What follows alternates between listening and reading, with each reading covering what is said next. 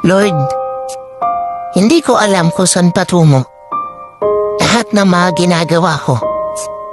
Hindi ko alam kung lahat ba ng desisyon ko ay tama. Hindi ko alam kung ano mangyayari sa mga susunod na araw. Pero isa lang ang alam ko. Kakapit pa rin ako sa tamang panahon na ibibigay mo. Sobrang hirap ng mga pinagdadaanan ko. Pero aasa pa rin ako na maging maayos ang lahat. Hindi ko alam kung kanino ako lalapit sa mga panahon na parehong pagod ng isip at katawan ko.